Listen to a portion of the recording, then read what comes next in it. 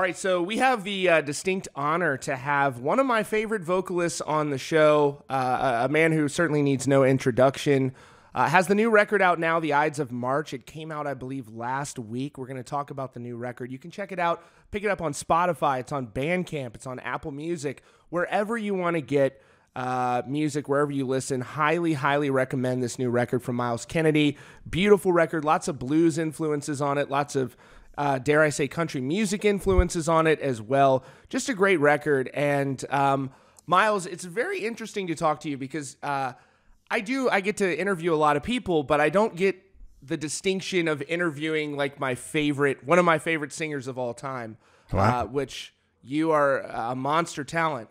Here's another interesting thing about you is so my father passed away back in December, not to bring the mood down or anything. We had a great relationship and all that stuff.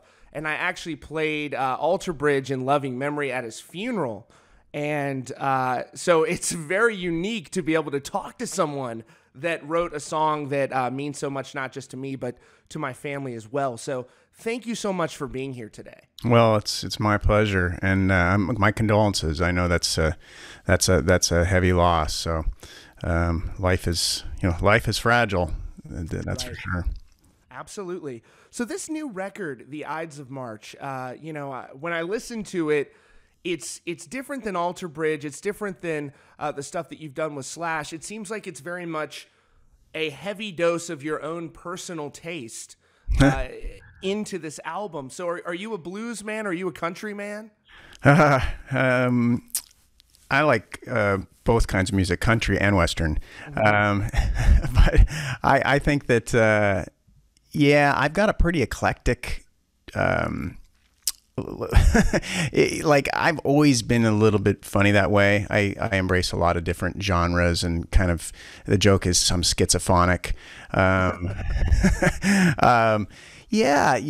obviously that's not going to work in the other entities. So the solo project is the perfect outlet to explore that, and we'll see if that. I have the feeling as time goes on and I make more records in the solo realm, it'll probably. I would guess this is going to be kind of the sound. Although you never know. I could put out a disco record at some point. Right. See. Disco, hip hop, everything, baby. Right. So. How did you work on this record? Are you self-producing? What's that process like? Well, I had plenty of time to write, given the state of the world. So once I got off the road, I just started making demos in my home studio. And it was a little different than the first solo record, because with that I wrote the songs, but I just did very simple demos. It was basically acoustic guitar, vocal, send it to the guys, here's what I'm thinking for the song. But what was interesting here is that because I had so much time, I was like, I'm just going to go ahead and essentially do pre-production, myself. So program lay down a foundation drum-wise, what I'm hearing in my head, and then play all the instruments and send it to the guys. And this is kind of what's floating around in my melon. And then when we got in this actual studio, then it was just like everybody puts their take on it and helps it become more a realized version of what my original demos were. But it was fun to do it that way. I don't think I've ever come into a record quite so prepared in that sense, because I just had so much time to experiment and work through the arrangements and make sure that everything was kind of in place, so we wouldn't have to spend a ton of time spinning our wheels when we got in the studio and we're recording for real. Right. Yeah, and that's always a good thing. I know that I know some friends who are in the production side of things with music, and one of their biggest headaches is somebody coming into the studio completely ill prepared. Sometimes they haven't even finished the songs they're writing. Right. And I'm sure that can turn into quite the disaster. Oh yeah, because the time is money in the studio. So it's funny. I had a producer a long time ago, and great producer. This was back in the late '90s, and he did the second Mayfield 4 record, and he was telling me this story about how there was this really big artist in the '80s. I won't mention any names, but was massive success by like the mid '80s, and Peter was hired to do a record. And basically what he said is, we got in the studio and this artist he said, okay, well, let's hear the songs. And the artist said, I don't have any. We're going to just put them together in here. And that really stuck with me. I'm like, I never want to be that guy, because that's just, why would you do, I just don't understand why you do that. Yeah. It's like you're only cheating yourself there. Yeah, exactly. So I've got a lot of questions from, I posted about, having the opportunity to interview you. And there are a lot of people that follow this channel that are hardcore Myles Kennedy fans. Oh, wow. You've got all sorts of questions from people who are, fans from WWE because of the Edge theme, which has followed you guys for, I myself am also a huge wrestling fan. And then, of course, you've got a lot of folks who are just in awe of your vocal talents. And I know probably you seem like a very modest guy, but in my honest opinion, I would constitute you as one of the greatest living vocalists right now. Wow. In terms of rock. My friend JT Cavey, he's the vocalist of a metal band called Era. When I posted, I said, guys, let's ask some questions for Myles Kennedy. There's so many great questions. And his question, this is what he wanted to ask you. He said, what's it like being God? I thought that was so funny. So many people love you. Ryan T wanted to know, ask him what it's like to have the theme song for one of the greatest wrestlers ever. It's great. I mean, that was a huge shot in the arm for us early on, when we hadn't really established, what the Alter Bridge brand was.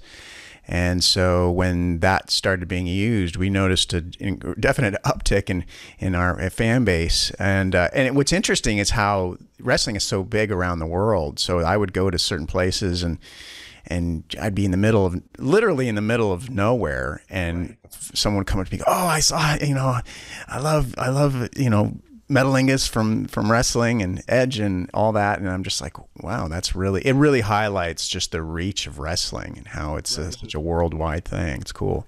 And it's also rare too for pro wrestling theme songs to be made by actual bands. It's rare for real, but like it's very rare for those who don't follow wrestling to have an officially licensed song from a real band. Usually it's something they're creating in-house. So it's you guys are one of, I know Killswitch Engage had one with CM Punk for a while. Disturbed for a period of time had Stone Cold Steve Austin's theme. But other than that, it's very, very limited. It's an extraordinary thing to be picked as a license for an artist, particularly someone like Edge, who's a Hall of Fame pro wrestler. So very, very cool. And he's recently come back, which is sick. So I understand that you're a huge fan of Gojira. Sam wants to know, what do you think of the new Gojira record? It rules. Right. It's funny. So the first time I heard that band, this would have been maybe 2011, 10. I mean, it was a long time ago, and I had never heard of them. And I was with Slash and the Conspirators, and we were playing a festival in Spain. And oftentimes at festivals, it's just this cacophony of sound. You have different bands playing in different tents, and it's just like, just a lot of noise because there's just so much going on. But I heard something, I was like, what is going on? And it was as if I was some sort of zombie, like just being pulled, like some sort of like magnetic pull towards wherever the sound was coming from. And finally I find the stage, and so I walk out onto the side of the stage, and I see this band and this crowd. I would say it was probably in that where that was, I would say there's maybe 5,000 people just going crazy. And I stood there, and I couldn't believe what I was witnessing. I was just like, I don't know what this is, but this is maybe one of the coolest things I've ever seen. So I, asked like, who's this band? And that's Gojira. And I was just a fan from that point forward. And then the real nice thing is then I had the opportunity to meet them, and then we toured together with Alter Bridge. And I love it when bands are that good and they're also great human beings. And these guys are about as good as it gets in both realms. So that makes me even more of a fan. I'm just like, you don't have to be a good band and be, a bad person. You can be both. And so that makes me root for them all the more. So the fact that they put this brilliant record out once again. You know, they're going to continue to be in my humble opinion, one of the most important bands in that genre going forward. I think they're going to carry the torch. I agree with that 1,000%. I think in actually many cases too, they're underrated. And you touched on something I found is interesting, and that is the propensity for meeting people that are not so great, you know, in terms of the rock world. I was curious, you know, without naming any names, have you ever met like one of your musical heroes and been maybe disappointed? That's a good question. I've heard horror stories, and I think that, let's see if there's any scenario where, not really. I had somebody tell me this like 30 years ago. He said, generally the good ones are cool. Right. And for the most part, that's kind of played out. Thank goodness. But I am there. I have been there is that element of being a little bit nervous about meeting the people that you look up to or respect, because you don't want, because, you know, it's a precious thing when you discover music that you love and that becomes such a part of your life, and you don't want it to be destroyed by, you know, finding out that they might not be who you think or hope they would be. So there is that certain part of me where I want to keep that sacred and like, I think I'm not going to attempt to meet that person. If I see them, I'll just like leave them, you know, kind of this idealized version of who they are. But occasionally you're forced into a situation where you do meet the people and you're like, all right, awesome. Now I like the music even more. Yeah, absolutely. That's been the case for me. The overwhelming majority of people that I've gotten to meet have been, you know, just wonderful. A prime example for me would be like, I'm a huge Slipknot fan, and I got to meet Corey Taylor and interview him and all that stuff. And what a wonderful guy. Yeah. And I've gotten to interview him a couple of times, and really, really nice dude, down to earth and stuff. And pretty much everyone that I've met has been that way. I've interviewed Mark Tremonti, your bandmate, a bunch of times. I know that guy. Talk about one of the nicest guys in the world, man. Yeah, he's great. He probably, if I had to say, he's probably top 3, one of the nicest people I've met in the entertainment industry. He's great. Wonderful dude. Yeah. Have you guys a lot of every band, you know, just like siblings, you get into spats. Do you ever argue with Mark Tremonti, the nicest guy? And in that instance, do you have to ask yourself, like, am I the asshole here? No, I don't. You know, that's interesting. We've been a band now for, I think we're coming up on, I don't know what years. Yeah, I think we're coming up, I think it's like 17 years or something crazy. And I don't remember us ever actually getting in any sort of real argument. We may have had disagreements about like a song or something, but because of how we're both hardwired, actually for that matter, the entire band, everybody is nobody likes conflict in that band, right, which to some degree can be a problem, because sometimes you need to kind of hash things out. And so, you know, it's, you have to make sure that you communicate, you know, being that I've lived enough at this point to learn that, you know, oftentimes it's better just to work through things. But I will say, for the most part, we don't really, I mean, we all kind of see eye to eye, which is good. But yeah, he's great. They're all great. They're all just super, super chill. And at the end of the day, you know, we just want to make music. That's all we care about. Funny story about Mark Tremonti is I was set up for I've interviewed him a number of times, and I was, obviously all the interviews have taken place in the US. So I was booked for this interview, and my phone rings, and he's on the phone. And I said, hey, man, I'm outside. And he was like, what? I was like, yeah, I was in Switzerland. And they just assumed that we were doing this in the U.S. I'm like, no, I'm actually here at the venue. He's like, what? I happened to be on vacation, and I was like, when I'm on vacation, I think it's cool to go see bands in other countries. And so it was a unique experience. You guys were playing with Shinedown at what's the name of the venue? It was like Hall 622 or something. Mm-hmm. And it was this beautiful venue that's like an open floor plan. I remember watching you guys, and it was just, I've seen you guys more times than I can count. And I remember just what a show you guys put on in this beautiful, picturesque venue. Do you get a lot of time to visit when you're touring? I know a lot of people don't. Do you get to explore at all? You know, it's interesting because we've been doing it for so long at this point where you kind of lose I guess you've been there enough where you've already discovered all the things you want to discover. And so ultimately what you're really wanting to discover is where's my next meal coming from, you know?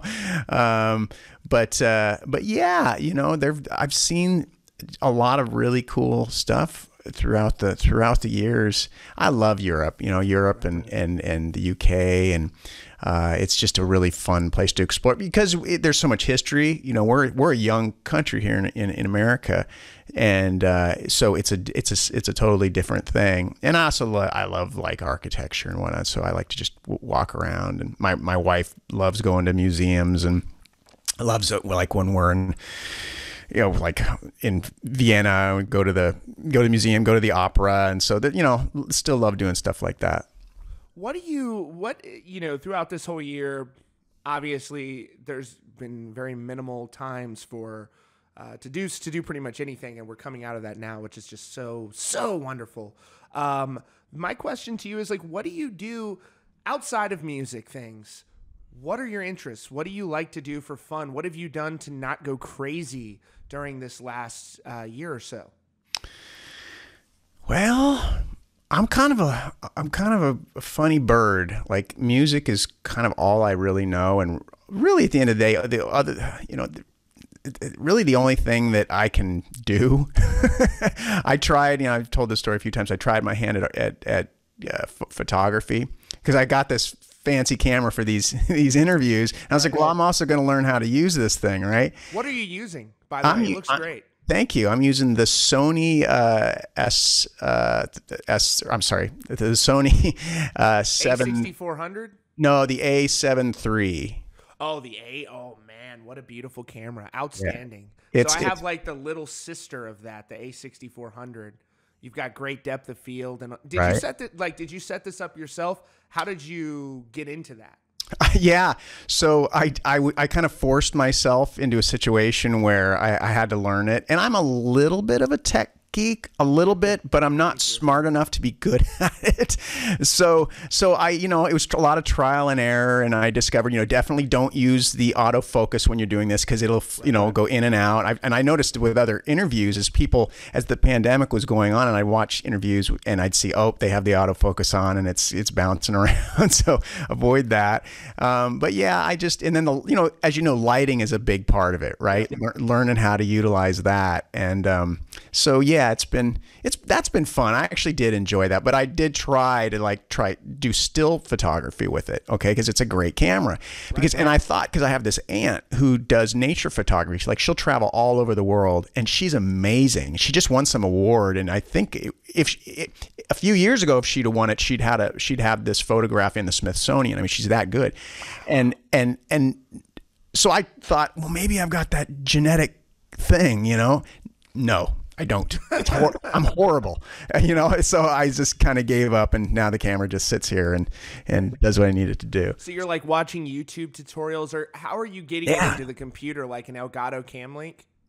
So I tried Elgato, but now with Sony, their app. I waited for a while because it took them a while to do it for my particular computer, but now I can just integrate it via the Sony software, which is great.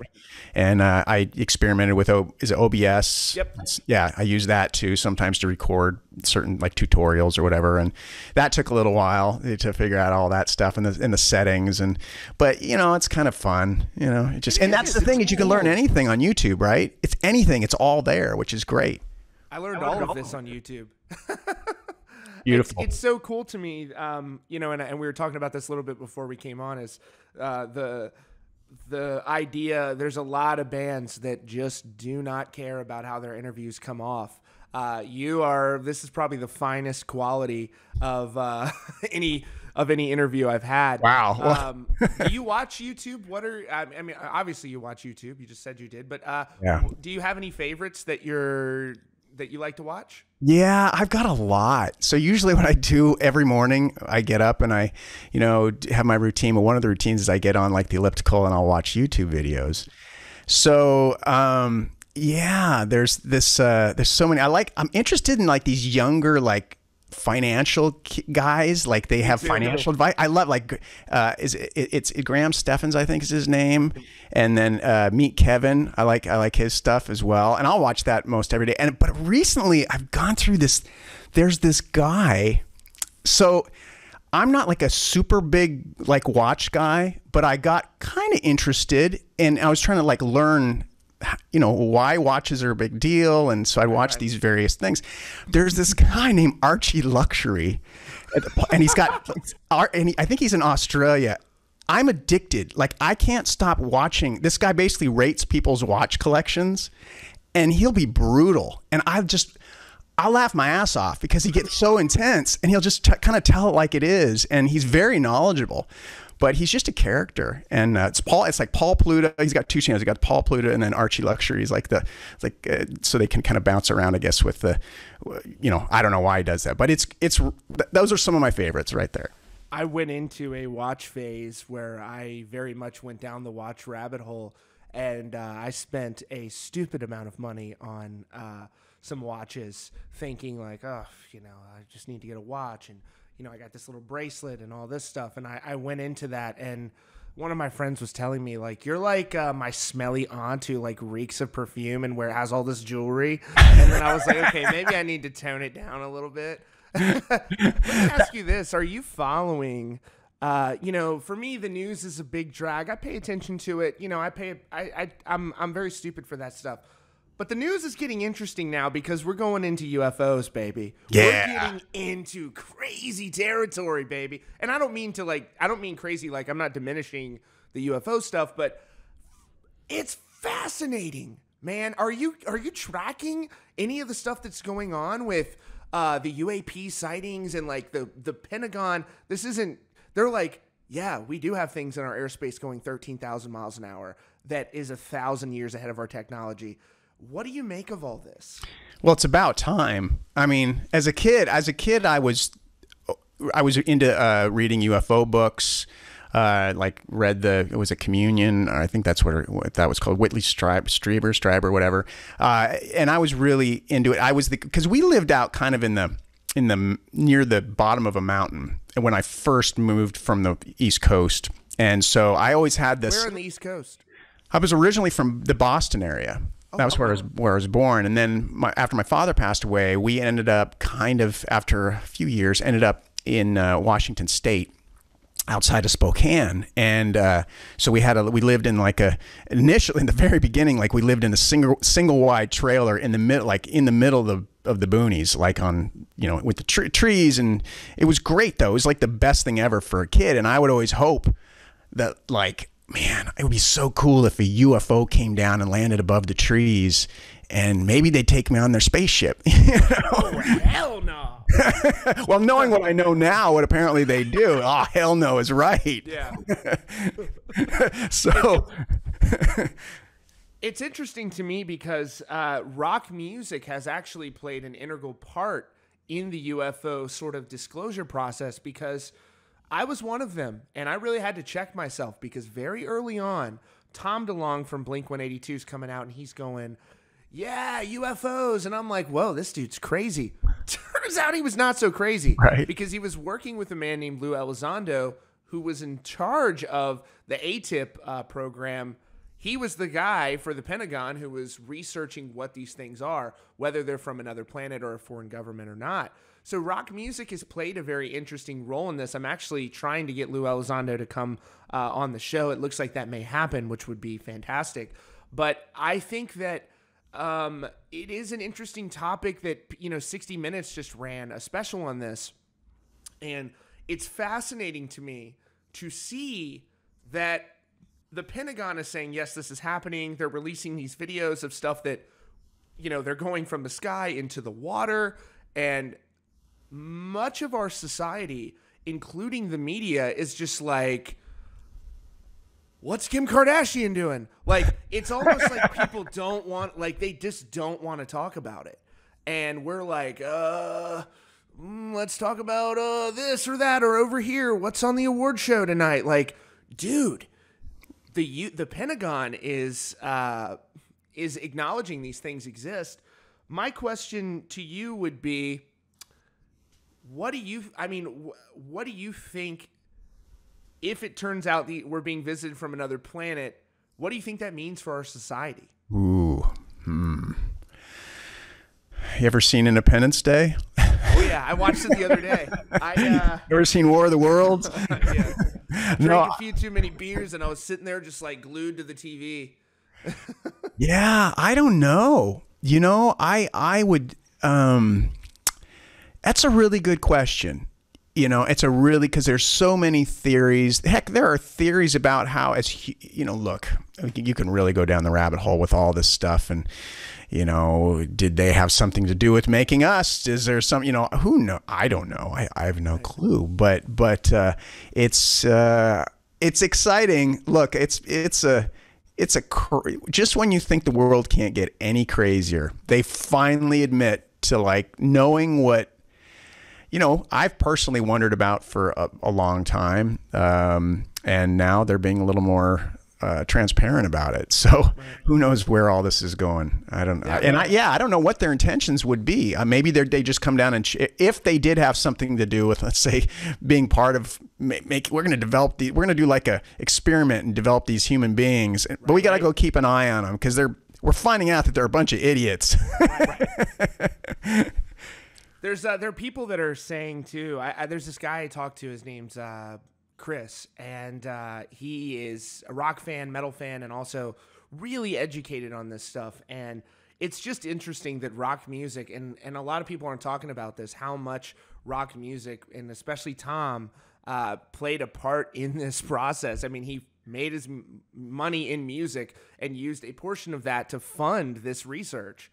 So it's just cool. I think there's that angle of it that people aren't discussing, that this genre played a pretty big part in, literally changing the world. So what is on your agenda as we wind this down? I know you got to run. With the Ides of March, shows are coming back. People are getting vaccinated. We're really on a great track now. Are there any plans for you with the solo act? Are you going to do anything with Slash, which I can't believe I didn't even ask you about, and Alter Bridge? What you are a man of many trades. Or many acts. What are your plans going forward? Yeah, right now to stay focused on the solo record, the Ides of March, and hopefully, fingers crossed, be able to tour that to some degree. I know I've got a few shows at the end of June. The band and I are going to go out, and we have a couple shows I know with Hailstorm, which I'm excited about. I haven't seen those guys in a while, and love those guys. And so yeah, and then hopefully as the year goes on, hopefully things will make it so that we can go out and tour a little bit more. But we're all kind of in a holding pattern. It's like everybody I know is trying to stay cautiously optimistic because we definitely miss performing. So we'll see how it plays out.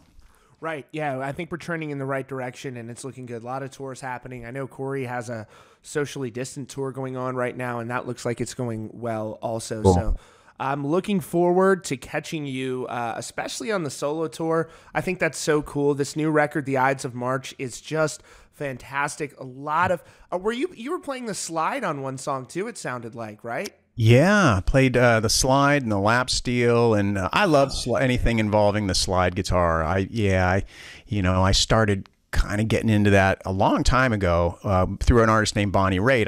I liked her stuff, and then over the years, I've had a few opportunities where I got to stand next to Warren Haynes and watch what he does and feel that power on stage, and love Government Mule. And so yeah, the guys and girls like that were definitely part of what inspired me to want to play. Well, Myles, you are I have like different rankings for musicians where I place them, and you, in my view, have the highest honor of being one cool motherfucker. And I am so thankful to get to talk to you. You are literally one of my favorite musicians of all time. and just obviously a world-class individual as well. So thank you so much for making time to talk to me today. This is like, I'm going to frame this picture of us talking side by side. Right on. I've been listening to you for years. Right so it's on. crazy to talk to you. This has been fun. I've enjoyed this. We got to talk about UFOs and it's been I try great. to make it a little bit different. I'm a true, I'm sure as you can tell, a sincere fan. And so I watch the interviews that every artist does. It's literally my job. And I hear some of the typical questions. And I think musicians like to talk about other shit too. And you're obviously a well-versed guy in a myriad of different topics. So very great to talk to you. Huge fan. I can't wait to see you guys live. Everybody, the Ides of March is out everywhere now. I highly recommend this record. It is very different than what you're hearing right now in rock. It's very unique. The songwriting is high caliber and high quality. You don't get a lot of that right now in the world of excessive computer interaction and recording music and stuff. This is true elegant songwriting going on, which you don't get a lot of these days. So the art of songwriting, I believe, is truly a lost art. So thank you for the music, and it was wonderful talking to you. Pleasure. Thank you so much for your time. This has been a lot of fun. Absolutely.